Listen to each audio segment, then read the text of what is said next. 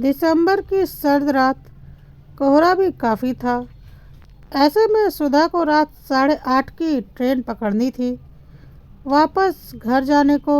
यहाँ वो अपने मम्मी पापा से मिलने आई थी और पति मोहन ऑफिस की व्यस्तता के कारण उसके साथ नहीं आ पाए थे। खैर, इससे पहले भी वो अकेले सफ़र कर चुकी थी, मगर उस रात कुछ ज़्यादा ही कोहरा छाया था। स्टेशन पहुंची तो पता चला उसकी ट्रेन 5 घंटे लेट है। माँ अकेली थी, सो पिताजी को वापस भेज दिया, मगर मन में डर था, अब अकेले स्टेशन पर वो कैसे 5 घंटे बिताएगी। टिकट एसी कोच का था, सो वो वेटिंग रूम में पहुंची, मगर वहाँ सिर्फ 2 पुरुष थे। वो भय के चलते गेट के पास वाली बेंच पर ही बैठ गई। कुछ देर में उन 2 पुरुष यात्रियों में से एक उठकर चला गया। शायद उसकी ट्रेन आ गई थी। अब उस कमरे में सुधा और वो अजनबी पुरुष था, मगर वो अजनबी चुपचाप अखबार को धीमी रोशनी में पढ़ने की कोशिश कर रहा था। अभी कुछ देर ही बीती थी कि बाहर से कुछ लोगों की आवाज़ें आने लगी। शायद उनकी भी ट्रेन लेट थी, इसलिए जब वो अंदर आए तो उनके साथ शराब की बदबू भी आनी शुरू हो गई। सुधा को तो अब कुछ सही नहीं लग रहा था, क्योंकि हालात ऐसे थे। वो उस कमरे में अकेली महिला थी और उस कमरे में पुरुषों की संख्या अब 4 थी। ऊपर से आए दिन समाज में होते रेप जैसी वारदातों से पहले ही मन घबराया हुआ था। अचानक कमरे में पहले वाले पुरुष यात्री ने अपना बैग उठाया और सुधा के पास आकर दोनों के बीच बैग रखकर वहीं बैठ गया। सुधा अभी भी खौफ में थी। तभी एक चाय वाले ने अंदर आते चाय की आवाज़ दी। चाय, गर्म चाय। उस पुरुष यात्री ने 2 चाय का इशारा किया। एक स्वयं लेकर दूसरी सुधा को देने को कहा।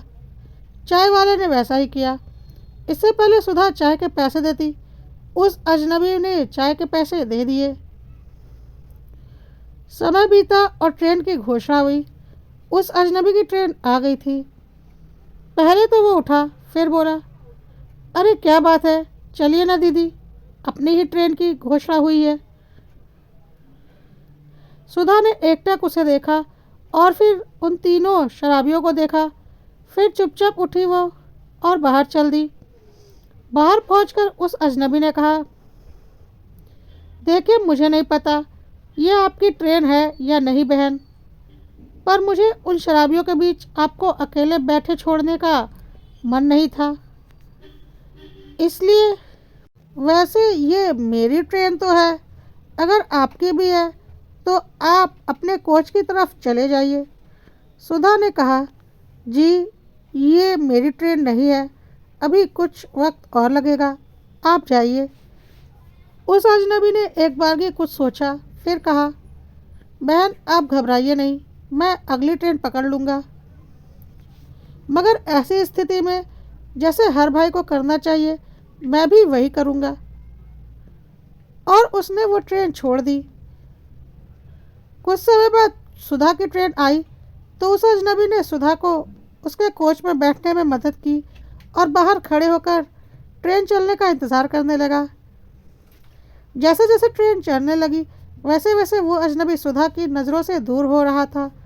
सुधा ने दोनों हाथों को जोड़कर उस अजनबी को धन्यवाद किया और उस अजनबी के लिए अपने भगवान से प्रार्थना करने लगी।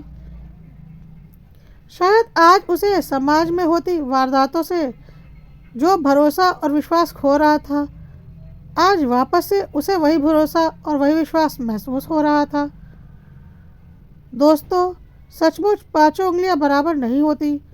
आज भी समाज में ऐसे लोग भी मौजूद हैं जो अपने घरों की तरह बाहर के समाज में भी बहन बेटियों की इज्जत करते हैं, उनका सम्मान करते हैं और जहाँ एक अभिभावक की तरह उनकी रक्षा में खड़े होने की ज़रूरत होती है, वहाँ वह मौजूद रहते हैं।